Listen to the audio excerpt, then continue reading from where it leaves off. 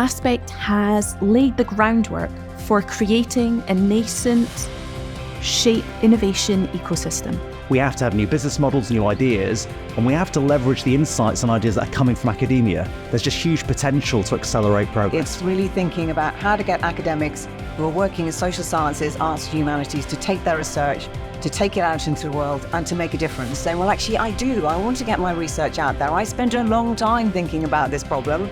I'm pretty convinced I've got a solution to it. And I want that solution to go out and make the biggest difference that it can to the most people that it can in the best way. These insights really fuel me. I want to get these research insights out to parents and teachers in a way that's quick, feasible, accessible, not hidden behind journals, but in a way where they can read them. I'm really, really passionate about that because it can be a huge driver of change.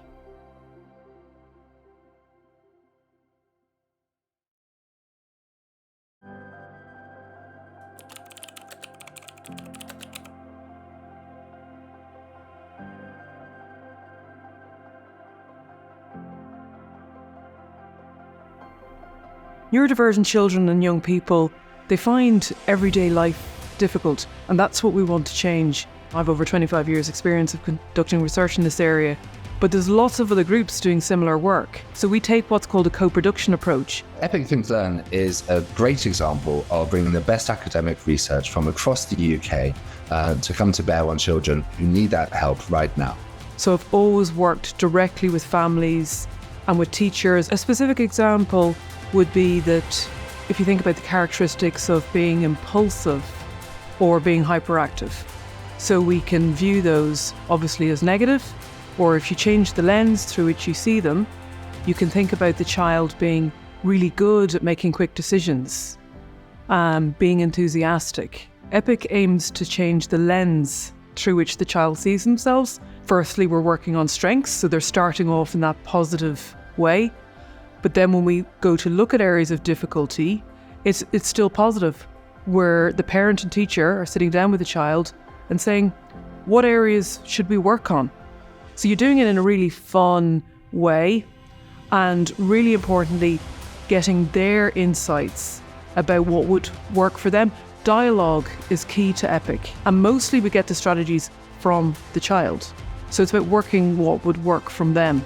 We've collected data showing there's improvements in memory and there's improvements in literacy after doing an EPIC program.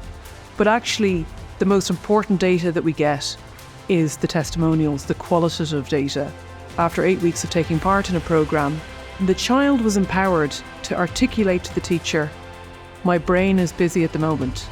So rather than just have this emotional behavioural response, they were actually able to articulate. It is a revelation to understand how the child feels, and therefore to listen to the child, to get their sense of things. A critical goal, as much or more so than improving memory or improving academics. It's that empowerment of understanding your strengths and difficulties and understanding that you need supports, even if you don't know what that is. What this is instilling in people is that kind of entrepreneurial mindset, that mindset of there are other ways of creating impact. Our research is actually mainly focused on children on waiting lists, and we've assessed them on waiting lists, and then we've followed them up while they've waited on the list, and we've looked at their thinking skills, we've looked at their educational assessments, their literacy, their numeracy. So it's about understanding the individual child, understanding their strengths and difficulties, and that is empowering. Importantly, what strengths apply to them so that we can use that to help overcome their difficulties.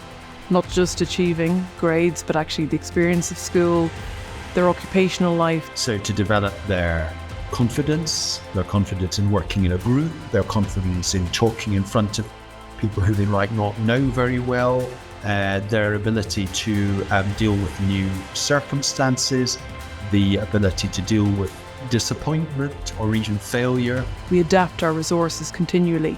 So with the EPIC resources, booklets, videos were all co-produced with parents, teachers, and actually the children themselves. When you work directly with teachers and families, you see the need. It really, is a very strong motivator to make a difference, for us to scale up, for us to reach people on a large scale, because we're doing this, but it's small scale, that we need some funding to really help us launch and scale this and to be able to offer this to children, really widely. Because most of what we do is online. I think we're just seeing a lot more large-scale, ambitious ideas. So ideas that aren't just trying to become boutique innovations that reach a few people, but ones that have got real ambition in terms of the transformational impact they could have. Bringing all of those ideas together is so exciting. It gives you a sense of the breadth of human knowledge and experience, and then trying to do something with all of that. So we could potentially reach people on a very large scale, but there's still a huge way to go.